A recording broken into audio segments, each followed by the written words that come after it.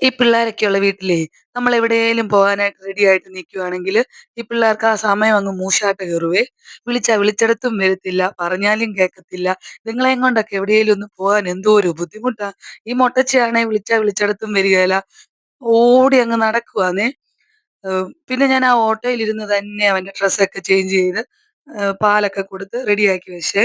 ഇത് നമ്മള് പോകുന്നത് റാന്നിയിലോട്ടാണേ. നമ്മുടെ റാന്നിയിലെ വലിയ പള്ളിയാണ് ആ കാണുന്നതേ. അതിനോട് ചേർന്ന് ഉള്ള വഴി കൂടെ പോകുമ്പളാ നമ്മുടെ കുടുംബത്ത് ചെല്ലുന്നെ. ഇത് പോകുന്നത് ചട്ടയെ താലൂക്ക് ഹോസ്പിറ്റലിൽ കാണിക്കാൻ പോവാണേ.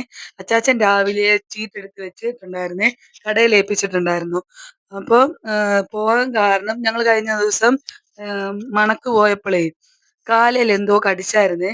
കടിക്കുവാണോ മുള കൊള്ളുവാണോ എന്താ ചെയ്തേന്നറിയത്തില്ല. ആ സമയത്ത് ആൾക്കതൊന്നും ഏറ്റില്ല. 2 ദിവസം കഴിഞ്ഞപ്പളേക്കും കാലിന് നീരൊക്കെ വെച്ച് കാലിന് വേദനയായേ. അപ്പൊ തറയെ കുത്താൻ നേരത്തൊക്കെ ഭയങ്കര ബുദ്ധിമുട്ടായിരുന്നു. അപ്പൊ അതുകൊണ്ട് കാണിക്കാന്നോർത്തു. സർജനെയാണേ കാണിക്കുന്നതേ.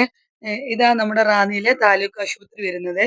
മാസത്തിൽ ഒരു 4, 5 വട്ടം ഞങ്ങളിവിടെ വരും. തറവാട് വീട് പോലെയാ അത്. ഇത് ന്ന് ചുറ്റിനും അങ്ങ് നീരൊക്കെ ആയിരുന്നു ചേട്ടായിടെ ആ മുറിവിന്റെ അവിടെയേ. അപ്പൊ എന്തുവാന്ന് കൊണ്ട് കാണിച്ചപ്പം ഡോക്ടർ പറഞ്ഞു ഇൻഫെക്ഷൻ ആയിട്ടുണ്ട്. ആന്റിബയോട്ടിക് തന്നിട്ടുണ്ട്. അപ്പം ചേട്ടൻ അവിടെ നിന്ന് പറയുന്നുണ്ട് ഹോസ്പിറ്റലാ വീഡിയോ ഒന്നും എടുക്കരുത് എന്നൊക്കെ പറയുന്നുണ്ട് ആളവിടെ നിന്നേ. പിന്നെ ഞങ്ങള് മരുന്നെല്ലാം മേടിച്ചിട്ട് ഒരു സ്വർണത്തിന് പലിശ അടയ്ക്കാനുണ്ടായിരുന്നു. അതും അടച്ച് മൊബൈൽ ഷോപ്പിലൊന്ന് കേറി വീട്ടിലോട്ട് പോയി.